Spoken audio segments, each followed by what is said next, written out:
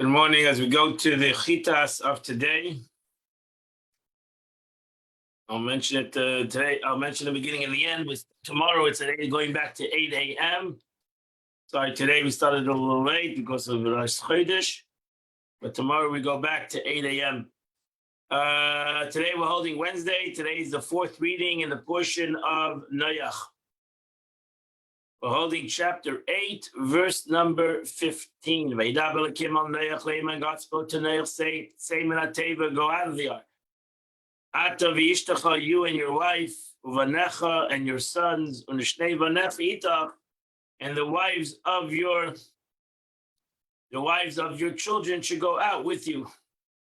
Rashi says, Ish v'ishtei, we hear the Torah tells them that kan hiter lehem tashamisha.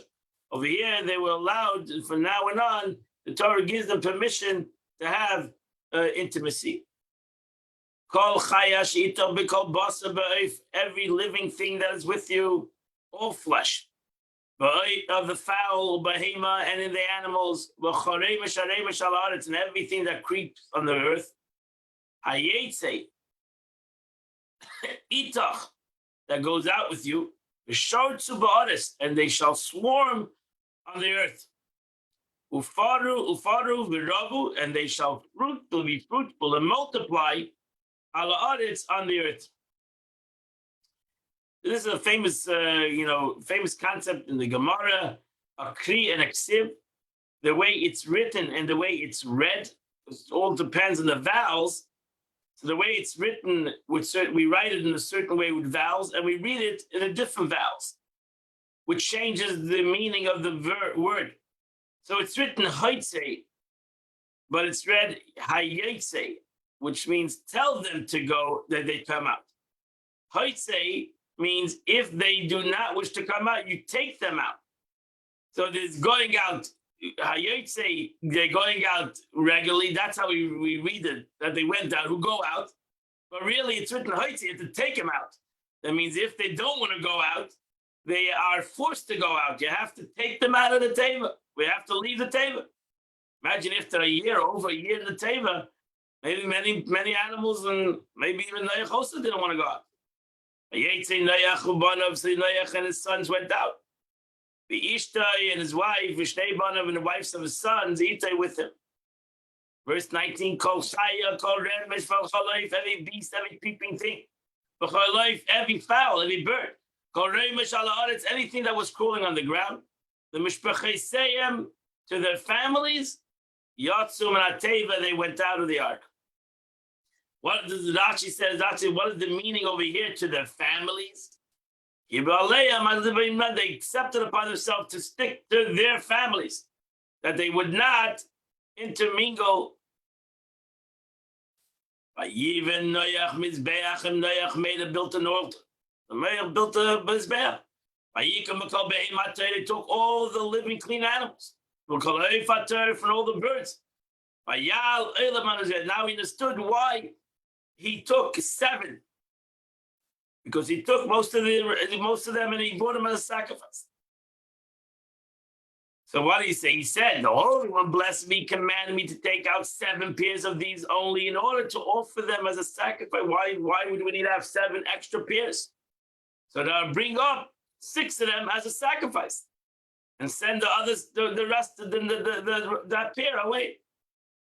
The Abish smelled the pleasant aroma. God said to himself, I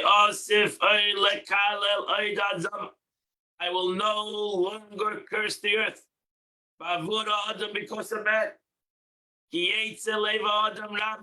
For the imagination of man's heart is evil from his youth. I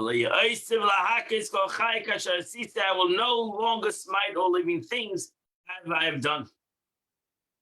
And Rashi says, min urav, without a vav. It's really written without a vav, implying that it's that from the time that from the embryo, from his mother's stomach, shakes himself ninar to emerge from his mother's womb. The evil inclination is put into him So he's evil from birth. Why? He's not evil, but he has the Yetzer Hara. So he has the Yetzer Hara from the day from the time he was born. Like Osif. He preached his words and made an oath. The Eibishter made an oath. It's written that I swore that the waters of Nile shall never again pass over the earth. God will never destroy the earth again. And we don't find an oath concerning this matter except in this statement, which he repeats the words. And this repetition denotes an oath. So did our sages explain in the Gemara of Shavuos. Oid, verse 22. Oid kol yemei haaretz. So long as the earth exists, zera v'kotzir, seed time and harvest time, ker v'chaim, cold and heat, kayitz v'chayrev, summer and winter, yomam v'layla, day and night, lo yish barisu, shall not cease. This is the answer the Gemara says to the world. The Gemara says every generation says the world is coming to an end. That's it. Every generation, even this time we do. The world is coming to an end. And the Gemara says every generation says the world's coming to an end. And the pasuk over here says the vow that God says that the world will never come to an end. Lo yishbais. Each of these 6 seasons has 2 months, as we learned. Half of Tishrei, Mar Cheshvan, and half of Kislev is seed time. I don't know about in Florida, but half of Kislev, Tevis, is half of Sarah's cold season. Other additions add in the Rashi, so long as the earth exists means always. Oid, never ending. Kur, kosher machayrev, cold is even more worse than winter. Chayrev is the time of sowing barley and beans, which are early to ripen quickly. The winter period is half of Shvat, Adar, and half of Nisan. That's the winter period. Katzir, the harvest is half of Nisan, the ear, and the month of and half of Sivan. Kayitz, what's the summertime? Chatzi Sivan. This self-understood in Israel. This is all about Eretz Yisrael. Is half of Sivan, Tammuz, the Chatzi Av, which is the time of gathering figs and the time to dry them in the fields. And as it's brought down in Shmuel, the bread and the dried fruits for the young men to eat. So this is all in Eretz Yisrael. We're talking about the seasons of Eretz Yisrael. Time, what is heat? At the end of the sunny season, half of Elul and half of Tishrei, when the world is the hottest. As you find in the tractate of Yuma, the end of the summer is more severe than the summer. Day and night shall not cease. From here we deduce that they cease for the duration of the flood. That's the situation. So something happened in the flood. That's why some scientists say that that's when things aged quickly. The world ceased, Rashi says. The planet did not function. And day was indistinguishable from night.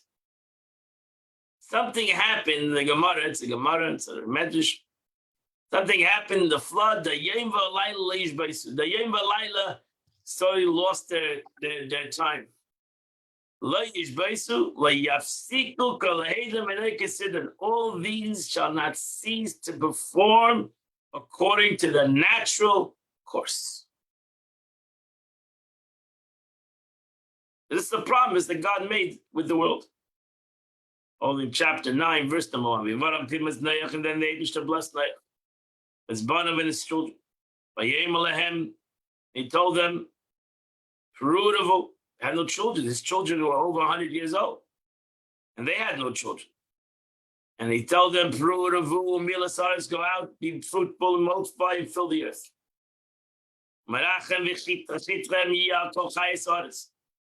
And I'm going to put the fear and the dread shall be upon the beasts of the earth. They'll not attack you. and all the fowl of the heavens, and all the things that creep on the ground. I'm giving them in your hands. Rashi says, Chitcha means your fear, like you see terror. Goda, however, it's an expression of Chay's life. For as long as an infant, even 1 day old, is alive, there's no need to guard him from mice. But Oig Melech HaBashan, giant, is dead, he must be guarded from mice.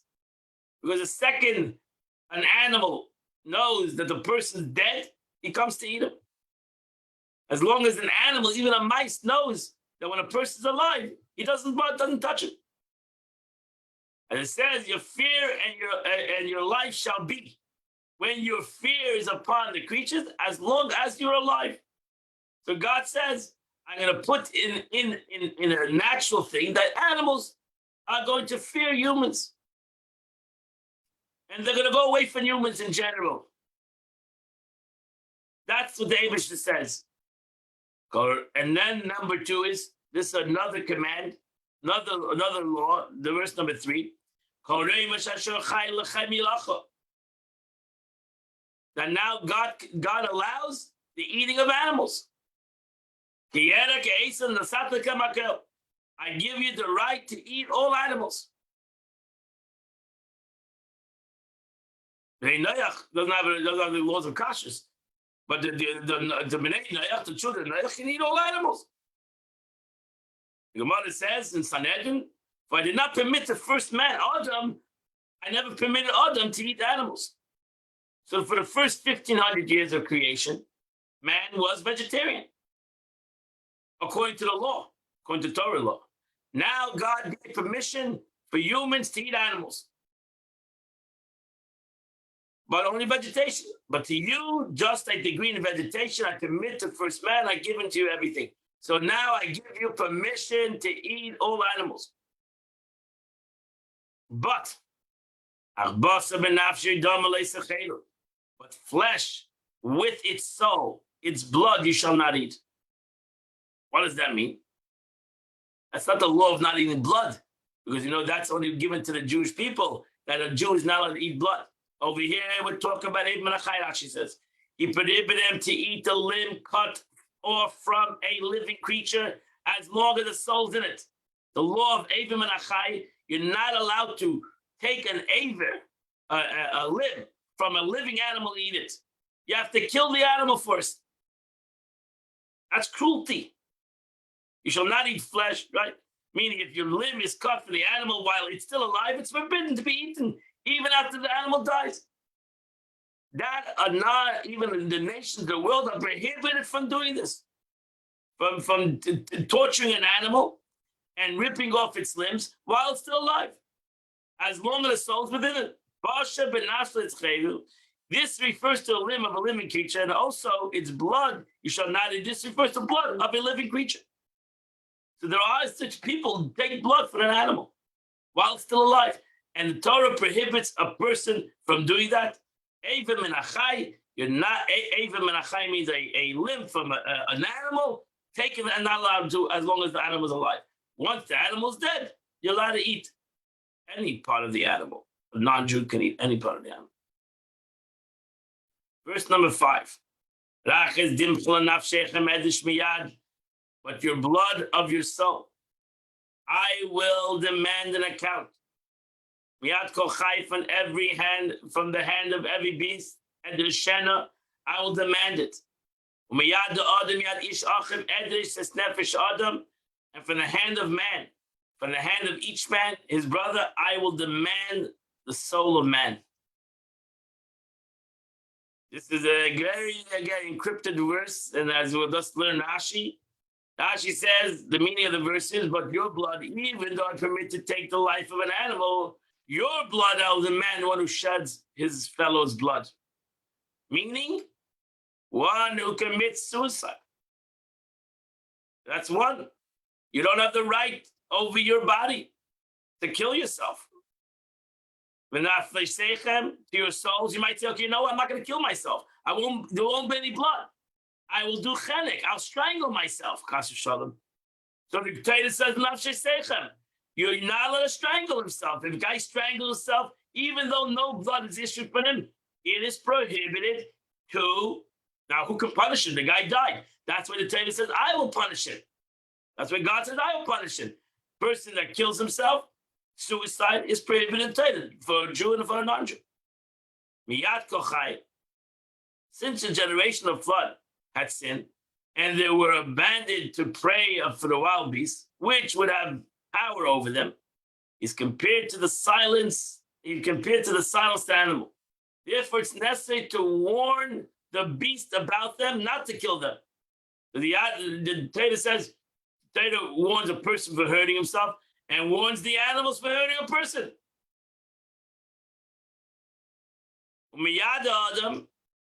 And I will also avenge a person from the hands of the one who kills intentionally without witnesses.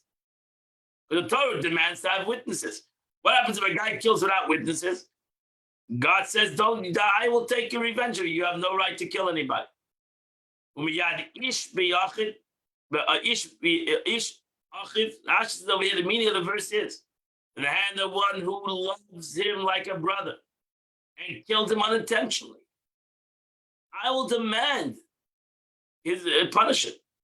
If he does not go into Ezra, or nor beg that his iniquity be forgiven, for even if he the inadvertent sinner required atonement, if there are no witnesses to send him to exile, and he does not humble himself, the Holy One would demand it of him. So if somebody kills unintentionally and he feels no remorse, he says, "I killed unintentionally." No remorse that he killed somebody even unintentionally, God says, "I'll demand his blood." Our rabbis expounding this on this verse, and God placed him into his hands. Back to the Makkis, the one who blessed me causes them to meet to the same end. God says, "Okay, I have two people. One person who killed intentionally without witnesses. I have another person who killed unintentionally without remorse. I'm going to bring these two guys together. And the guy who killed intentionally without witnesses is going to be walking underneath a ladder. And the guy who killed unintentionally without remorse will fall off the ladder in front of people and kill the guy who killed intentionally." And that's how Ina Layadi, the past reads the verse speaking of two men, one who murdered a person and one had murdered unintentionally. And murdered unintentionally. This one had no witnesses, and the other one had no witnesses. The other one blessed me, caused them to meet in the same inn. The one who murdered intentionally is that sits under the ladder. The one who murdered unintentionally climbs up to the ladder, falls upon and kills him. The one who murdered intentionally is killed. And the one who killed unintentionally is exiled. Verse number 6. Shefeach dam ha'adam ba'adam. Whoever sheds the blood of man through man. This is also a very tricky word. He says through man, but bi'adam. What's the meaning of bi? The word bi over here. Dama yishafech. Shall his blood shed. Because God made man in the image of God. So bi'adam dam yishaf is if there are witnesses, you kill him. Why? Because in the image of God, you killed God. That's killing God. Asas Adam. This is an elliptical. This is a missing verse, as it reads: "The Maker made man." Asas Adam made man. He made man. And we find Mikra Chassid is missing ha'isa. They really should have said the ha'isa, the one who made man. Asa, the made man, the maker made man. So it's an interesting way to say the verse, and we find this many times in the pasuk that it's like there's seemingly missing a letter. Now again, the whole reason that Rashi's talking to a 5-year-old child. It doesn't give all the reasons of it. And Shevei Adam Ha'adam Bi'adam that I mentioned, Ashi doesn't. There's many interpretations to that ha'adam bi'adam. What means ha'adam bi'adam? Verse number 7. Va'atem and you fruitful. Be multiple, be fruitful and multiply. Shetzu ba'aretz, swarm upon the earth, v'ravu and multiply. Rashi says the Torah already said that already. Why does he repeat it? According to the simple meaning, the first mention, expression of verse 1 was a blessing. And this mention is a command. The first bracha is that you should have children. The second bracha is that I'm asking you, it's a mitzvah, prudavu. It's a mitzvah in the Torah, not that I'm giving you a bracha to multiply. You have an obligation to get married and have children. According to the Midrashic interpretation, it's written here to compare one who does not engage in having children to the one who sheds blood. That's the connection. According to the Medrash, to some, what's the connection? The one who murders to have children, to multiply. As for Shalom, person that doesn't multiply, is like he's shedding blood. Or you can do the other way around, actually. A person that kills somebody, he's not, so some interpret it the other way, actually, that a person who kills somebody, he's not only killing that person, he's killing the fruit of who? He's killing all the children that person could have had, all the future generations. If it was a young person, Chas v'shalom, all the future generations that this person could have had through, if he would have got married and had children. That completes the Chumash for today. We now go to the Tanya of the day. We're holding in the middle still of the chapter of the 25th letter of the Alter Rebbe. And the Alter Rebbe is explaining it very, very concisely. The way the world, ultimately, the way the reflection, the way the Eibishter comes down to the world, and the way, as an expression of the Alter Rebbe, says the Alter Rebbe once said, the Eibishter makes from Ruchni's Gashmis. The Eibishter makes from spirituality to physicality. And we have to take the physical and bring it back to the spiritual. And that's the way it goes. It's a circle. It's a circle event. But the Eibishter gave the world free choice. And just like he created this whole dynamic in a spiritual way, so he created the forces of evil. And that's what the Alter Rebbe can. God created this opposite that.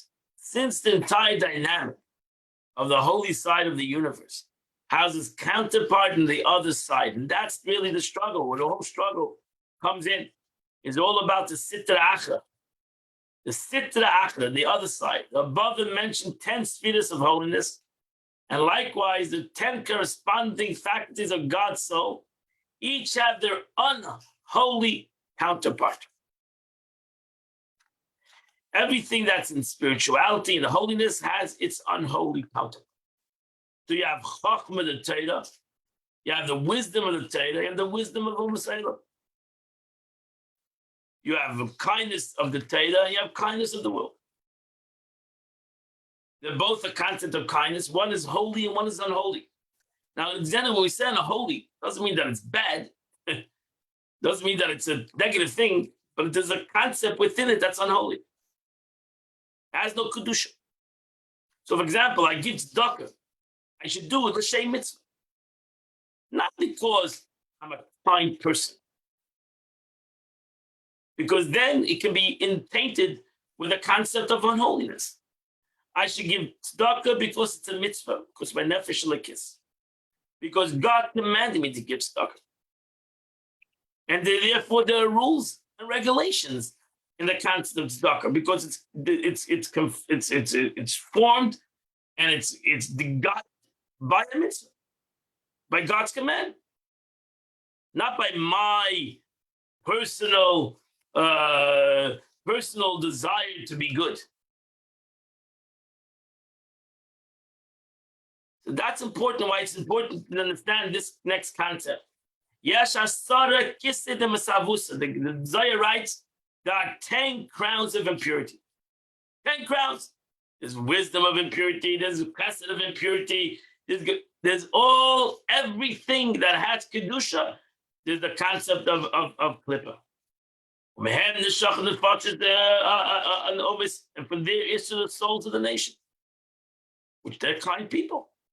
Babich Rebbe called this nation a chesed shalatz, but has nothing to do with kedusha. Not the kedusha of Eretz Yisrael. They have these 10 levels. Das exposition of the Sefer Gegulim on the verse. Kabbalah say it's a book of Kabbalah that a man rules over man. That man rules over man to his detriment is common knowledge. What means the man ruling over man? God rules over man. What is the meaning of the pasuk man ruling over man? This is the concept of, this is the secret of God. Adam, Shalat Adam Bil Adam is Adam Elyon. When you take the Adam Elyon, when you take the spiritual man and you bound him in the physical man, that is the concept of Golus. That's the aspect of exile. In the midst of Klippus, Adam Bi Adam, to empower them to rule in the present time of exile. So man rules over man, thus means that the evil man of Klippa rules over the sacred man, the holy side of the universe. We take that concept of man ruling over man. The Esses Sfira is the 10 manifestations of our holiness, is ruling over the 10 manifestations of godliness. Now you have Golus. Now you have exile. However, this temporary domain of evil is to his ultimate detriment. For its underlying intent is that the sparks of holiness that are found within evil be extracted and elevated. It's not forever. It's only that way for a reason. It's that way so that we'll be able to elevate the evil man. That's why it's that way. And therefore, that's why we are in Golus. And the nations of the world presently dominate the Jewish people.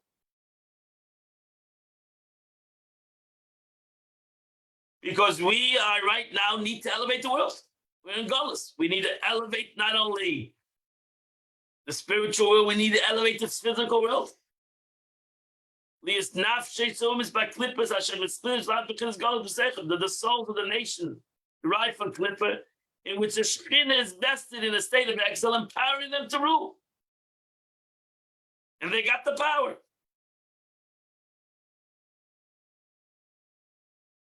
In the of Birachov. And though extensive explanation is required as to how and what, in the manner in which the Shekhinah is invested in the exile of Klippa, even though this is a very deep concept and we have to really comprehend how that happens and how whatever, even Yaakov Avinu was extremely afraid of this concept, of this Golus. Nevertheless, it's truly so. That's the way it is. We're in Golus right now. And we are bound by rules and regulations that are not Torah rules and regulations. And the sad thing, it doesn't make a difference whether you're here or you're in Israel, you're bound by not Torah regulation. And it's not a Torah world. It's a world that's regulated by not Torah rules. That's the reality. So we are in essence enclosed in Klippus. And as the Gemara says, right? The rule of the country is the rule. You shouldn't go against the rule of the country unless it doesn't go against the Torah. But generally, the rule of the country is the rule, even though it's not a Torah rule. And we all know it's not a Torah rule. But the rule of the country is a rule.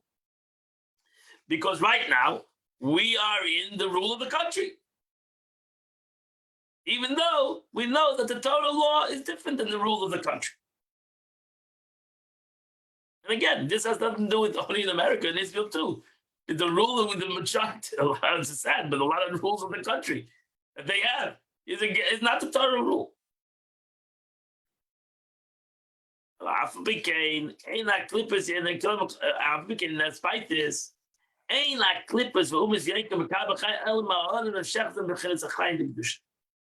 despite all this, the Klippa and the nations receive the nurture and the life force only from a reflection extended to them from their hindset dimension of holiness.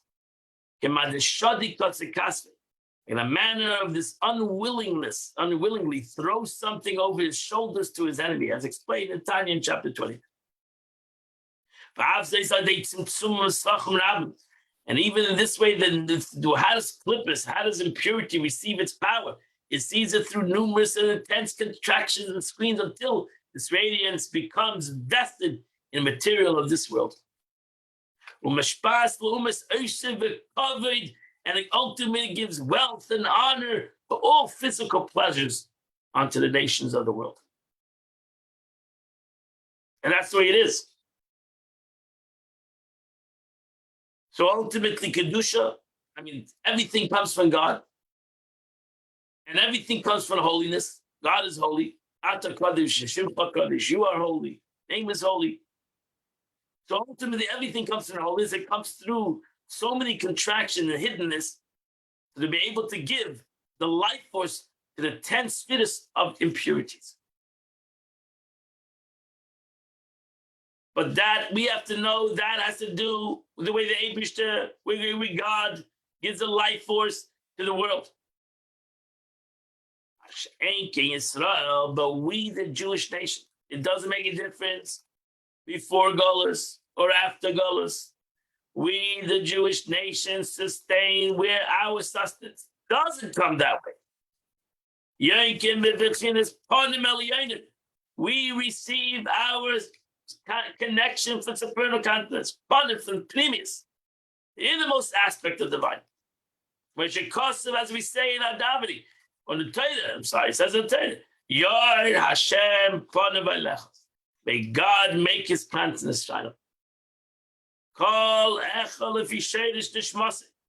Every person, doesn't make a difference that he's in Gullus and he's in Boca, he's in wherever you are in exile, and you're under the domination of this law. It doesn't change that relationship that every Jew has with God.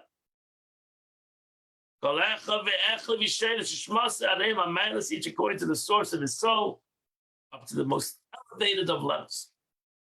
So every Jew, wherever he might be, still has a face-to-face relation with HaKadosh Baruch Hu, because he has a nefesh lekis, because he has a godly soul in him that has these 10 spheres hakdoshes. The world only has 10 spheres of impurities. The Jewish nation has a godly soul.